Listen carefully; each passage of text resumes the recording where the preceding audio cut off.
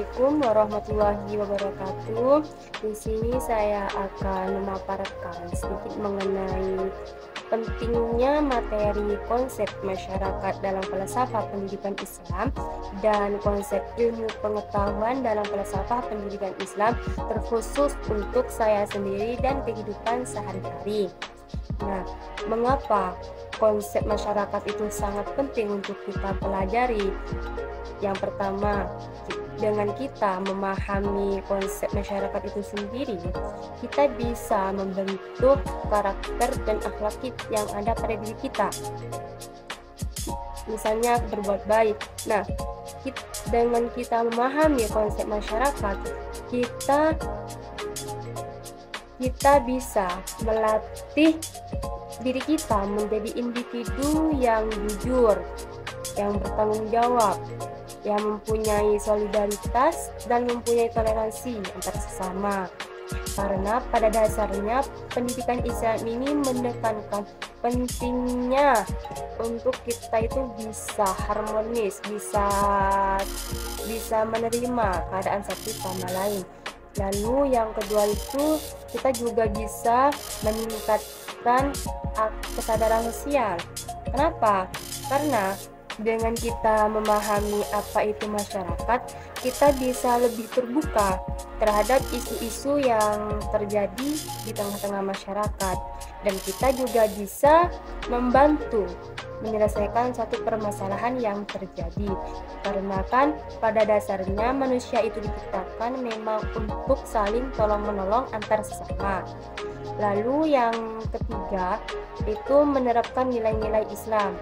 Dengan kita bermasyarakat, kita juga bisa menerapkan nilai-nilai yang ada pada Islam itu sendiri. Nah, karena beretika itu bukan hanya untuk diri kita dan keluarga, tapi untuk orang lain itu beretika itu sangat penting. Kita memahami apa itu masyarakat, kita itu bisa berpikir bagaimana sih menjadi manusia yang bermanfaat untuk orang lain, bukan untuk keluarga saja, tapi untuk orang lain kita juga bisa bermanfaat. Jadi apa yang kita punya, apa yang kita peroleh, ilmu yang kita dapat itu tidak mentok di diri kita.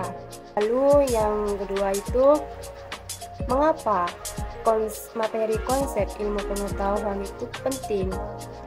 Yang pertama, dengan kita mengetahui apa itu ilmu, kita bisa meningkatkan keimanan dan ketakwaan diri kita. Artinya, kita dalam mencari ilmu itu bukan hanya mencari ilmu duniawi saja, tetapi ilmu akhirat itu juga dicari.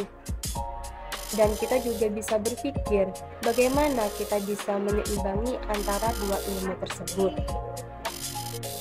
Lalu yang kedua itu mendorong diri sendiri untuk terus mencari ilmu pengetahuan.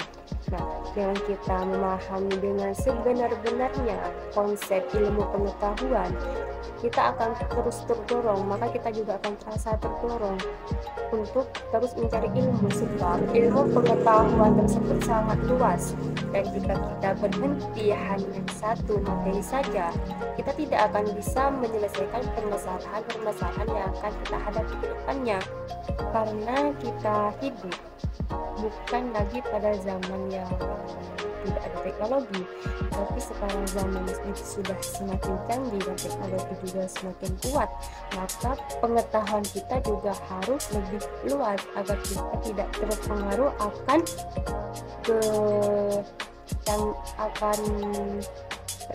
perkembangan teknologi. Terpengaruh boleh, tetapi terpengaruh ke arah yang baik.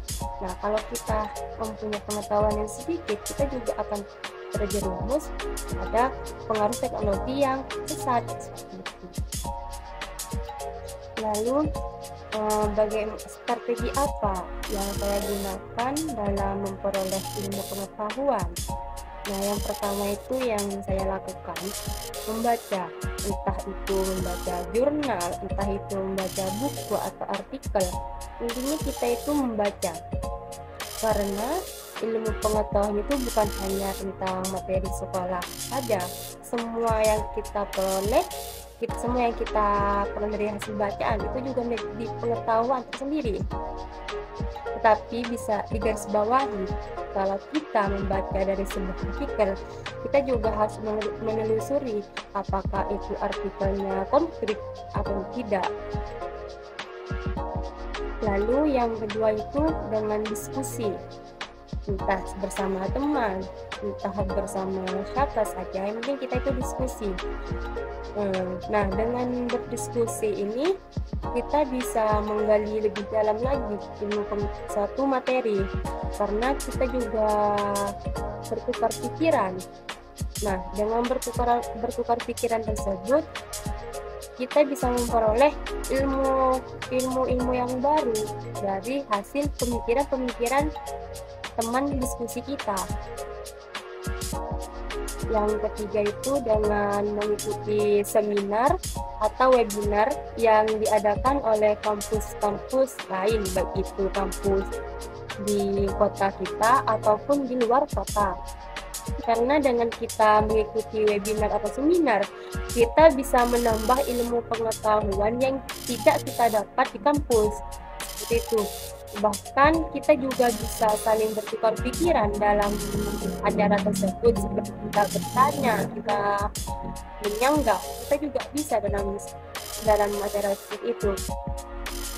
Lalu yang dengan membuat jadwal harian, seperti jam segini saya harus mengerjakan tugas dari sekolah saya ataupun kampus. Nah, dengan kita mengerjakan tugas, otomatis kita akan membaca referensi yang kita cari. Nah, dari referensi tersebut kita pasti akan membaca. Nah, dari situ kita juga akan menghasilkan ilmu pengetahuan baru. Lalu yang terakhir itu jangan kita mengikuti organisasi. Mengapa organisasi sangat penting? Karena dengan kita mengikuti organisasi, kita juga bisa melatih mental kita, dan juga kita bisa mendapatkan ilmu pengetahuan baru. Karena tidak semuanya ilmu pengetahuan itu didapat hanya di kampus, tapi di organisasi pun kita juga mendapatkan ilmu baru. Seperti praktek-praktek itu kebanyakan di organisasi, di kampus kita hanya diajarkan materi.